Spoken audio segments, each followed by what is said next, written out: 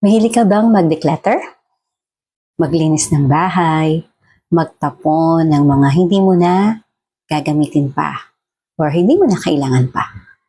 Or mahilig ka bang magpamigay ng mga bagay na hindi mo na kailangan?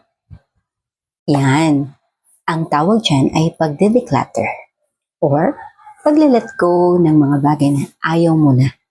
Ayaw mo na dahil hindi na yan nakakatulong sa'yo. Ayaw mo na dahil mas marami kang stress kesa nakakapagpaligaya yan sa'yo. Okay, so ngayong araw na to, pag-usapan natin yung mga bagay na dapat natin na i-let go. I-let go. Hayaan na. Alisin na sa buhay natin. Ano-ano ba yung mga yan? Without further ado, pag-usapan natin ang 10 mga bagay na dapat na natin i-let go. Number 1, ano ba ang number 1? Hanggang number 10 ito. Naku, tingnan nyo kung anong number 10. Subaybayan nyo ko hanggang dulo. Number 1, mga taong humihila sa atin pababa. Ayan. Mga taong humihila sa atin pababa. Mga taong humihila pababa. Ayan. Naranasan nyo ba yan? May mga tao na, alam nyo yun, na hindi ka naman kaaway, hindi ka naman ka-rival or karibal sa mga bagay na meron siya or meron ka. Basta lang, hihilahin ka niya pababa. Siguro dahil may mga tao na una ayaw ka, pangalawa parang naiinis sila kapag umaangat ka. Ayan. Naranasan mo ba literal na habang umaakyat ka, may humihila ng paa sa'yo o ng paa mo para bumaba ka? Di ba masakit yun? Kasi sa literal, mahuhulog ka.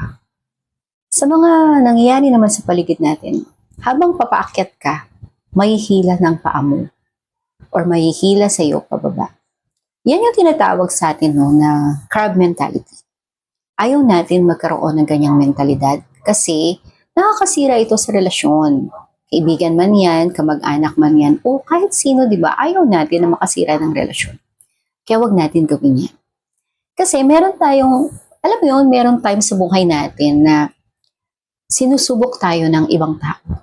Sinusubok tayo ng panahon, lalo na ng mga malalapit na mga kaibigan or malalapit na mga tao sa buhay natin. Laging parang nagkakaroon ka ng doubt, hindi po gout, doubt sa sarili mo. O parang inisip mo, kaya ko ba to? Pero pag nandun ka na, lahat ng pang-gaslight sa'yo ay gagawin nila. Na hindi mo yan kaya, hindi yan pwede sa'yo. Baka kung ano man ang mangyari sa'yo yan, hindi yan. So lahat ng mga negativity sasabihin nila para hindi ka mag-go on or move forward dyan sa ginagawa mo. Diba ang sakit nun? Ayan. Kasi para sa kanila, ayaw nila na umangat ka or hindi okay na umangat ka. Kaya, alisin mo na yan sa buhay mo. Yung mga taong humihila, i-let go mo na. Natuto na tayong bumitaw. Oo, bumitaw na tayo sa mga ganong relasyon, sa mga ganong tao. Nasa simula pa lang, alam mo, ramdam mo na ayaw nila na mag-improve ka. Ayaw na umunlad ka. Or ayaw na nilang maging masaya ka. O, iwasan mo na ang mga ganyang mga tao. Ayan. Papasukin mo ang lahat ng positibong mga tao na nakakatulong sa health mo. Sa health mo, sa well-being mo, sa buong pagkatao mo. Mga tao na nakakapagpaganda ng buhay mo. Hindi lamang sa pinansyal, lalo na sa iyong kalusugang puso at isipan. Ayan, tandaan mo yan. Alisin ang mga bagay na o mga tao na humihila sa iyo, pababa. Number 2 naman, yung mga commitment na hindi na nakakatulong sa iyo. Oo, yung mga commitment na alam mo hindi na nakakatulong. Halimbawa, may nag-invite sa'yo, o punta ka dito, umuo ka kaagad. Pero alam mo na yun pala ay pagsasama-sama ng mga grupo na alam mo hindi ka mapapatibay. Alam mo, magkukwentuhan lang sila ng mga negatibong bagay.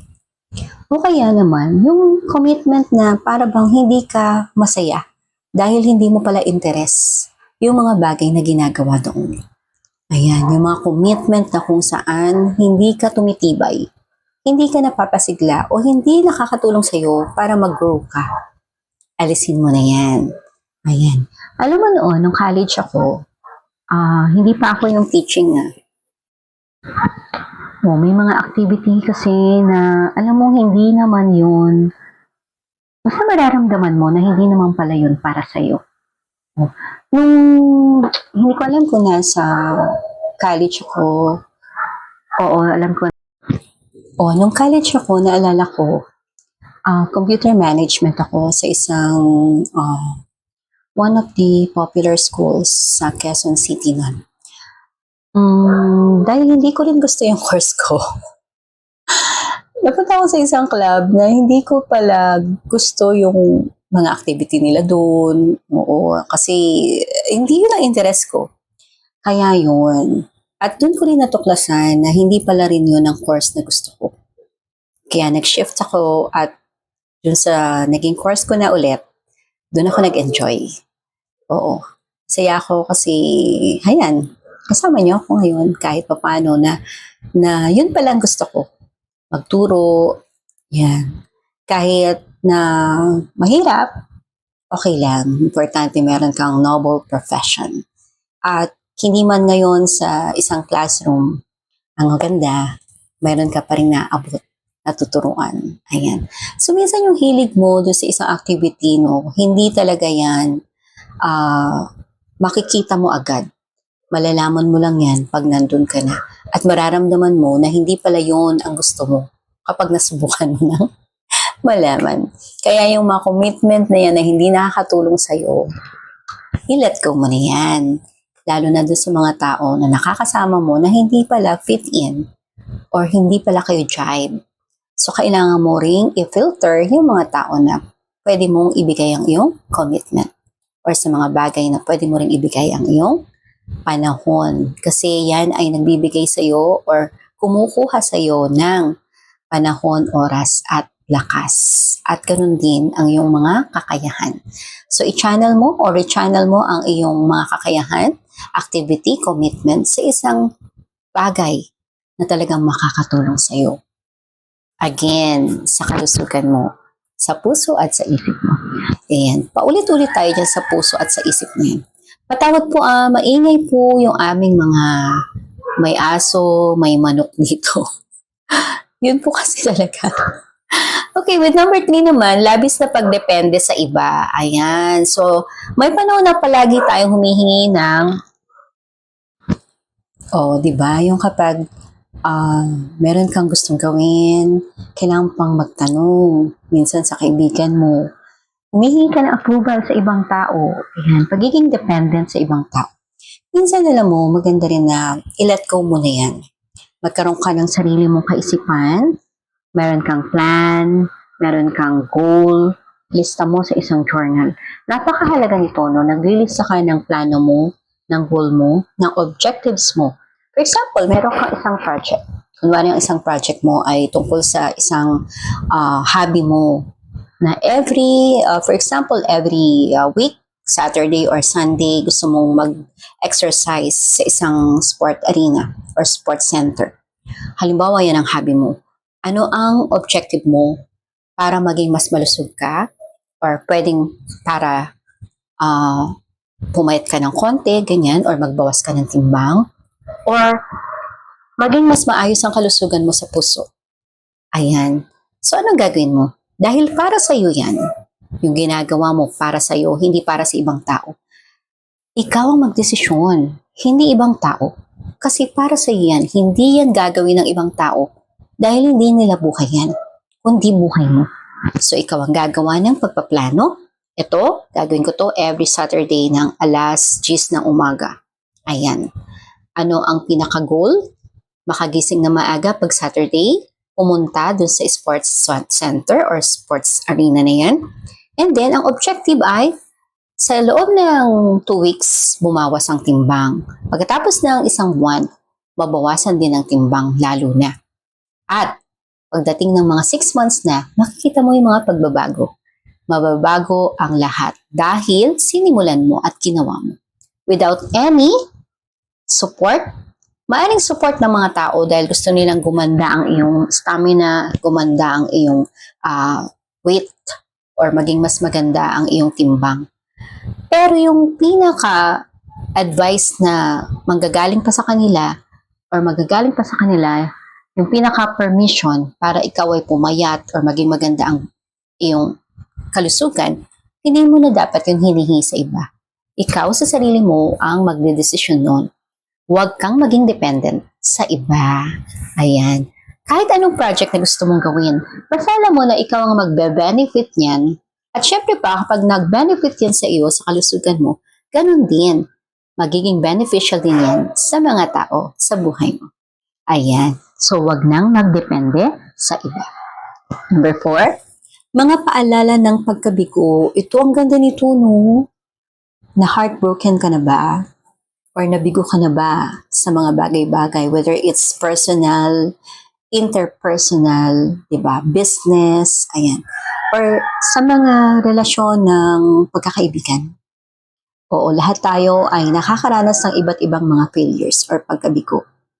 Pero, wag mo na kasing alalahanin pa yan. I-let go mo na yan. Yung diary mo or yung journal mo, for example, 2020, ito, nangyari to sa akin kasi ganito, ganyan, di ba? Or nung 1990 pa, or 1980 pa, i-let go mo na yan. Huwag mo nang paulit-ulitin yan sa iyong isip. Kasi pinakakawalan mo na ang iyong sarili sa lahat ng mga chain ng mga sakit na yan.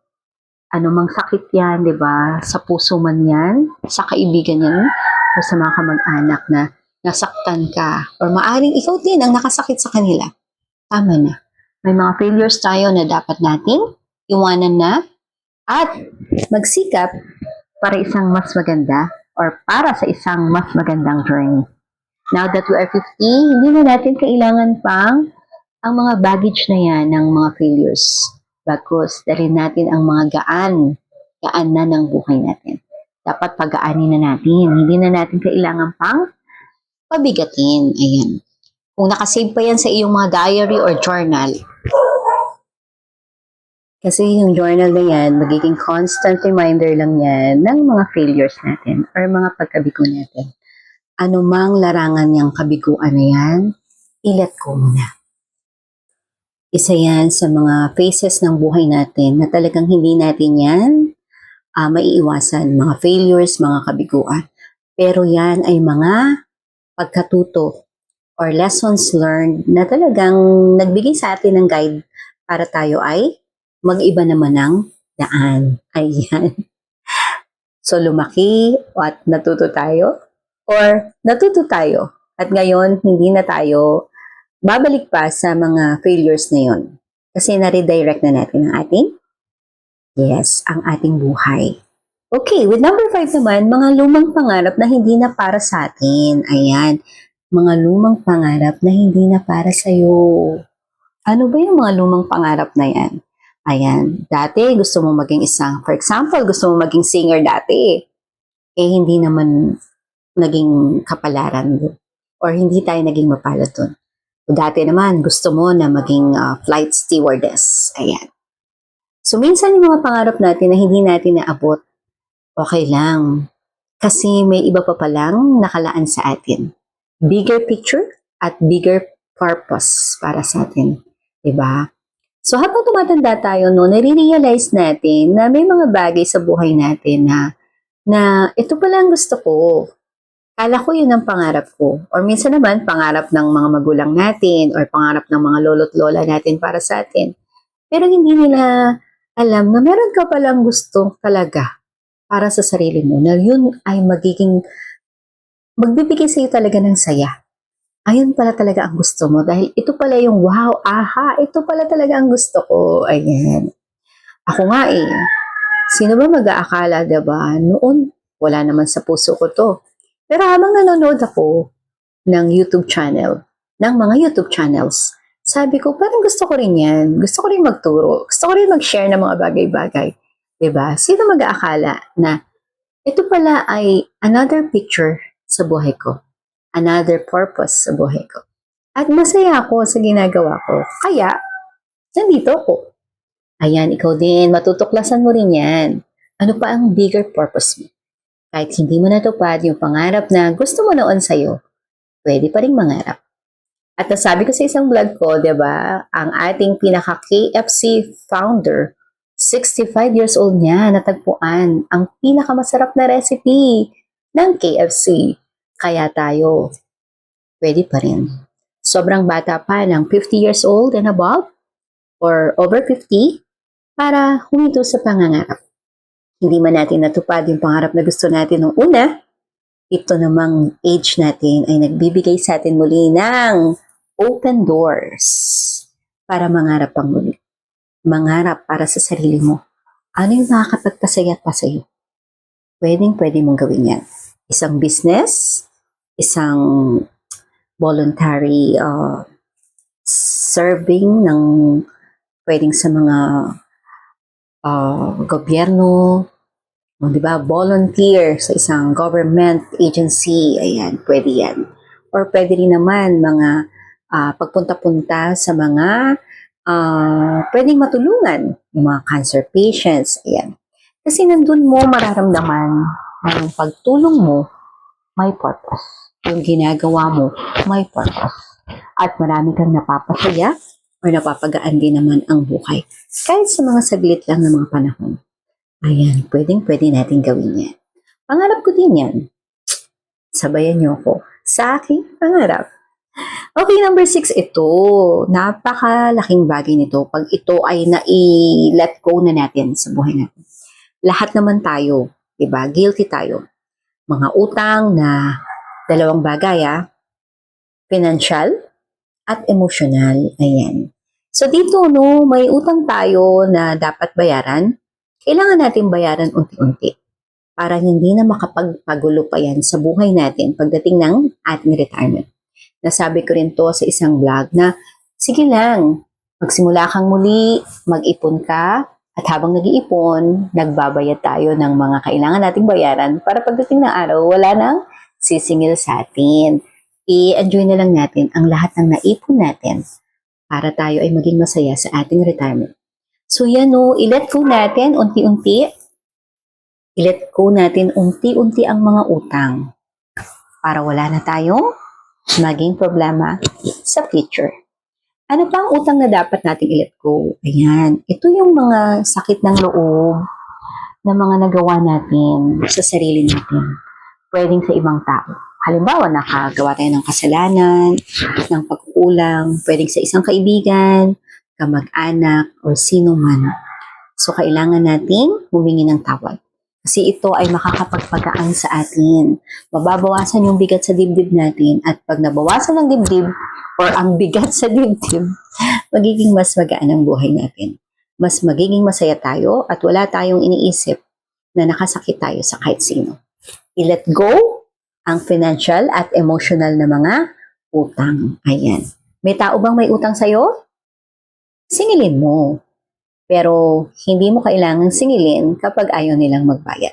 Hayaan mo na lang dahil kung gusto talagang magbayad yan, magbabayad yan. Kung hindi naman, wala talaga.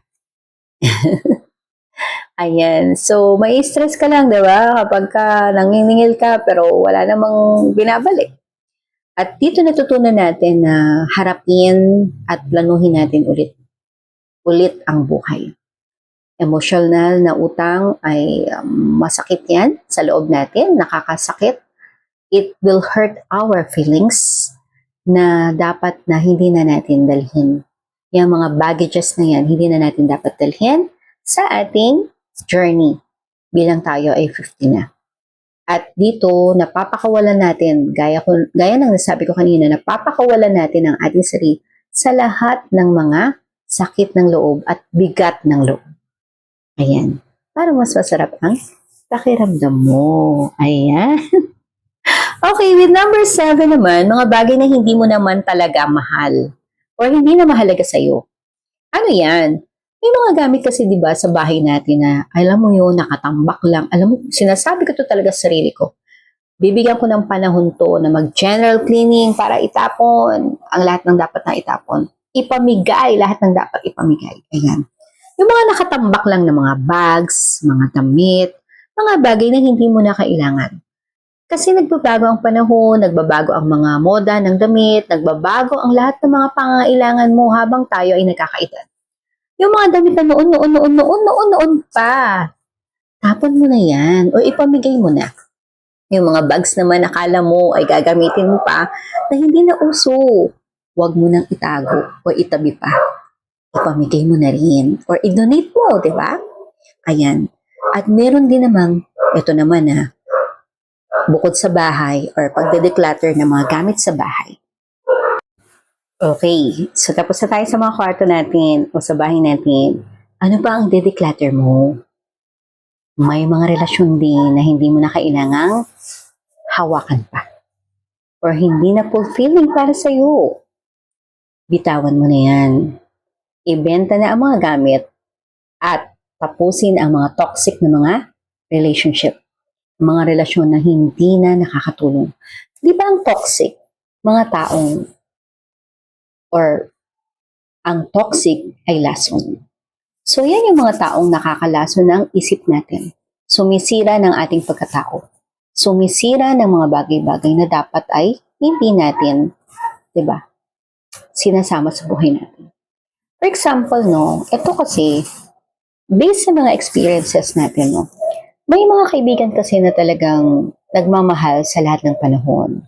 Pero may mga kaibigan naman na talagang gagatasan ka. Gagatasan ka hanggang sa wala ka nang maibigay. Naranasan niyo ba yan? Oo. May mga kaibigan naman na talagang humihingi ng tulong dahil talagang hirap sila. Oo. Pero makikita mo na may mga kaibigan na dahil meron ka, sisikapin nilang kunin yun sa'yo. Huwag na tayong maging ganun. Or huwag na tayong sumama sa mga ganung klase ng tao. Hindi kaibigan ang tawag doon. Mga taong toxic, mga taong poison, mga taong lason sa buhay natin. Kaya huwag ka nang sumama dyan sa mga taong yan. Pag-aralan mo, sa 10 kaibigan mo, sino-sino yan? Alisin mo na yan or isa-isahin mo nang alisin. Kasi kapag ginawa mo yan, gagaan talaga ang buhay mo at magre-reflect yan sa mukha mo. Hindi lamang sa mukha, sa health mo or sa iyong full or whole being. Okay, so number 7 i-let go mo na ang mga toxic na mga bagay at toxic na mga people. Okay, number 8, mga just-in-case items. Ito yung mga items na alam mo yun na binili mo just in case, baka kailanganin ko to sa susunod na araw, sa susunod na linggo, sa susunod na buwan. Pero taon na ang dumaan, hindi mo pala nagamit. Alam mo yun, na-stuck lang yan dyan sa cabinet mo, na luma na, nag-amoy, lumot na, dahil hindi mo pala siya kailangan. Pwede yan, yung mga libro na kala mo gagamitin mo, kala mo mababasa mo, pero dahil sa busy mo, hindi mo na nabasa. Mga damit na kala mo magagamit mo dahil magkakaroon ng ganitong event, hindi naman pala nagkaroon ng ganong event. So, anong gagawin mo? Huwag ka na mag-stock ng ganyan. Kung kailan mo kailangan, doon ka bumili. Kung kailan mo kailangan, doon mo hanapin. At alam natin na matatagpuan natin yan sa panahon na kailangan natin. Yan. So, kasi may mga gamit na talagang baka someday, kailanganin ko to. Baka someday, kailangan ko na, hindi ba? Pero yung someday na yun, hindi pala dumating. Ayan. Okay na maging organized sa buhay. Yan, meron kang ganyan, may nakatabi kang ganyan. Pero yung, alam mo yun, mga 3 months na, 6 months na, o taon na, hindi mo naman pala nagamit. Sayang. Diba? Pwede mo na yung i-donate, ipamigay, or ibenta. Dun sa mga taong kakailangan niya. Alright, with number 9, ang bilis natin, number 9 na tayo. Takot sa mga sasabihin ng iba. Ayan. Naranasan mo bang matakot? Oo naman, lahat tayo. Ano ba yung mga sasabihin ng iba? Ano kaya yung mga chinichismis nila tungkol sa atin? Or tungkol sa akin? Naisip mo ba yan? Oo naman, naiisip natin yan. Pero, pag lagi mong iisipin yan, malulungkot ka lang. Mababother ka lang, di ba? Why not try to be unbothered? Halimbawa, may mga nagsabi sa'yo. Alam mo na, sa likod mo, chinichismis ka nila. Ay, ano mo ba yan? Feeling ganyan yan, feeling ganito yan. Feeling mayaman, feeling maganda, feeling ganito, feeling popular. Diba? Ang totoo, hindi mo na yung problema. At dapat nga, hindi nila problema yon kung yun ang feeling mo sa sarili mo. Pero dahil sila, ganun ang tingin nila sa'yo, dahil una, hindi natin na mamalayan. Ang tao kasi, kahit tayo, ako mismo, diba? Or lahat tayo, guilty tayo sa tinatawag na selos or inggit. Kung ano yung nangyari sa ibang tao. Pero alam mo yun, kapag hindi mo talaga, diba? Hindi ka sanay magselos, hindi ka sanay mainggit. Wala yun sa'yo eh, baliwala sa'yo. Pero may mga taong ganyan. Diba? Nagsasalita sila ng mga bagay-bagay behind you. Alam mo ang dapat mong gawin? Huwag mo na lang silang pansinin. I-rechannel or refocus mo ang mga bagay tungkol sa'yo sa mas mahalagang mga bagay. Kung ano man ang sabihin nila, problema nila yun. Kung ano man ang gusto nilang isipin sa'yo, okay lang, diba? Wala kang dapat alalahanin dahil alam mo sa sarili mo kung ano ang totoo. Kung naiinggit sila sa'yo, hindi mo na yun problema. Kung naiinggit ka naman sa kanila, minsan kasi may mga inggit na alam mo yung inspirasyon, ay, nagawa pala nila yon, baka kaya ko yung gawin yon. Yun yung mga inggit na positive. Pero may mga inggit na hihilahin ka, chichismis ka, pipintasan ka ng bongga sa ibang tao. Masakit yun. Kaya lang, hindi mo na yung control. Kaya, huwag mo nang problemahin yan. I-let go mo na. Hayaan mo silang i-judge ka. Pero at the end of this life, or this journey, wala namang ibang mag-judge sa atin, kundi ang Diyos na nasa taas. So, siya lamang ang mag-judge para sa atin. O, diba? Ngayon, alam ko na hindi kailangan na lagyan pa ng bigat ang ating sarili sa mga iniisip ng iba o sinasabi ng iba. I-let go mo yan. Dahil hindi mo responsibilidad anumang pagpapaliwanag sa kanila. Go on with your life. Make your life happier without them. Deserve mo yan maging mas masaya. Deserve nating lahat na maging masaya. Diba? Okay, with number 10, finally, number 10 na tayo. Lumang version ng sarili mo. Ayan, i-let go mo na yan. Kung dati iyakin ka, kung dati mahina ka, kung dati mahiyain ka, kung dati, alam mo yun, hindi ka makapagsalita or maraming mga bagay-bagay noon na hindi natin kayang gawin. Pero ngayon, umidad na tayo, 50 na tayo, or over 50 na tayo. Kailangan na natin na alisin ang mga bagay na luma na hindi na nakakatulong sa atin. Takot tayo magsalita noon sa harap ng mga tao, lagi tayo may self-doubt. I-let go mo na lahat yan. Bakit? Kailangan mo nang maging mas matapang. Maging mas sa lahat ng bagay. Yan. Kung kaya mo na magsalita in a very artistic way, kailangan mo matuto. Or, hindi masama na mag-improve. Dahil 50 na tayo, kailangan nating patuloy na mag-grow, patuloy na magkaroon ng improvement. Sabi nga, di ba, there is always room for improvement. So, anumang lumang bagay mo noon, hindi ka marunong nito, hindi ka sanay sa ganito, meron tayong chance na matuto ulit. Meron tayong pagkakataon ulit na i-improve ang ating sarili. At sa mga ganyang panahon, mapapatunayan natin na, uy, kaya pala natin, no? Hindi na ako yung lumang ganito. Ganito na ako ngayon. Ayan. So, think positive para lahat ng mga bagay ay positibo lang. At nagiging masaya tayo kapag nakikita natin, di ba, yung sarili natin na masaya. Ayan. At nag-i-improve. Ayan. Naku, sana po may natutunan po kayo sa pinag-usapan natin na 10 mga bagay na kailangan natin na i-let go. or kailangan na nating alisin sa buhay natin. Ayan, ano yan? Mga taong humihila sa atin pababa, mga commitment na hindi na nakakatulong sa atin or sa iyo, labis na pagdepende sa iba, mga paalala ng pagkabigo, ayan, i-let go mo na yan. Mga lumang pangarap na hindi na para sa iyo, mga utang na emosyonal at financial, unti-unti nating alisin. Ayan, mga bagay na hindi naman talaga mahalaga sa iyo, alisin mo na yan. At saka yung mga items na just in case, alisin mo na yan. At takot sa mga sasabihin ng iba. At finally, magkaroon ng bagong version ng iyong sarili. Lumang version, i-let go mo yan. Ano man ang mga nakaraan, okay na yan, hayaan mo na yan. So ngayon, ito na ang panahon para may bago kang tapang, may bago kang pagkatao, may bagong version ng sarili mo na kung saan mas sa lahat ng bagay. Pero lang, sa positibong paraan. Okay, so Betty, pag nilat ko muna ang lahat ng ito ay paglago. Ayan, hindi ito kahinaan, kundi pagbabago para sa isang mas maganda, malusog na buhay.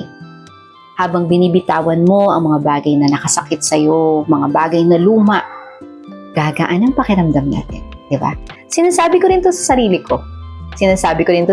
Kasi dumaan din ako sa lahat ng yan. At napatunayan ko na matatag pala ako. Kung ako nga matatag din, di ba? Lalo ka na. Mas matatag ka. Dahil alam ko, mas mabibigat pa ang mga naranasan mo. Comment mo naman dyan kung ano yung mga natutunan mo at mga naranasan mo na napagtagumpayan mo at mga bagay-bagay na nailet go mo na. Dahil mas magaan na ngayon ang buhay mo. Ako, maraming po salamat. Ako sana po ay may natutunan po kayo sa ating natackle na 10 mga bagay na dapat na nating i-let go. At ngayon, maging mas bago na po tayo bilang bagong versyon ng ating sarili.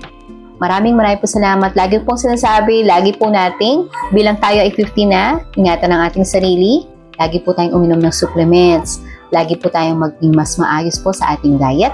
At ganun, idagdag ko rin po mas maganda sana lagi ang ating tulog. At mas masaya ang ating gising. Ayan. Huwag niyo pong kalimutang inumin ng maintenance, magkaroon ng exercise kung kaya pa, maglakad-lakad, mag-exercise kaya. Magkaroon ng mga bagong routine na makakapagpasaya sa'yo. At sa huli, stay maganda, inside out. God bless. Bye-bye. Hanggang sa muli. Please like, share, and subscribe po sa ating channel. Thank you!